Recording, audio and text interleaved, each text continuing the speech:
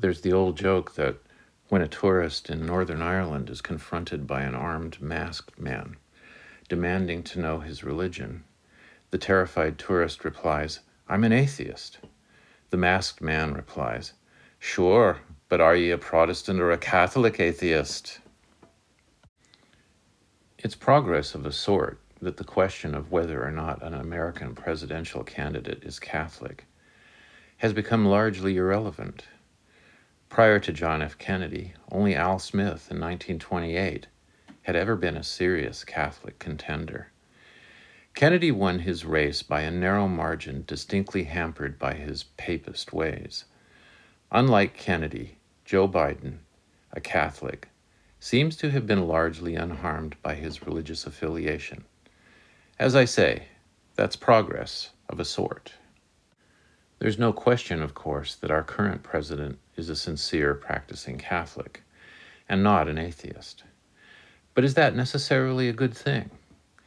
The Catholic position on abortion is well known, and that may have been good enough for the religious right. Good enough, anyway, for them to oppose Biden, mostly on political and not religious grounds.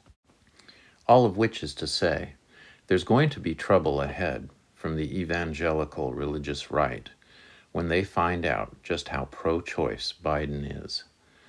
Whether or not they admit it, even to themselves, the evangelicals are intent on establishing a theocracy in the United States, and opposition to abortion is their ostensible reason. But their real reason is money and power. At the top, where it counts, the evangelicals in charge of their movement are largely theists of the Protestant persuasion. Their all-powerful God needs money and political power, because let's face it, money and political power is their all-powerful God. As a former evangelical, now agnostic, I have some insight into their game.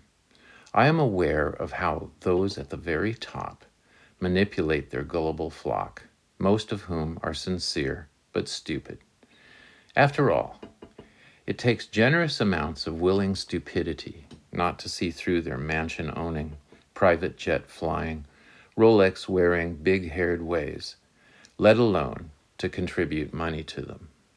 But I don't want to be too facile here. Do not place too much importance on the innocence of the sheep at the bottom either. Part of the problem rests with the underlying assumptions of Christianity itself. The idea that heaven is ruled by an omnipotent, superintending, absolute dictator renders the philosophical leap to earthly fascism a short one. It was a leap those innocent sheep made by the millions, and they are prepared to make that leap again. It is a mistake to expect them to be reasonable. So the idea that those who followed the disgraced ex-president were somehow not real Christians is also a mistake.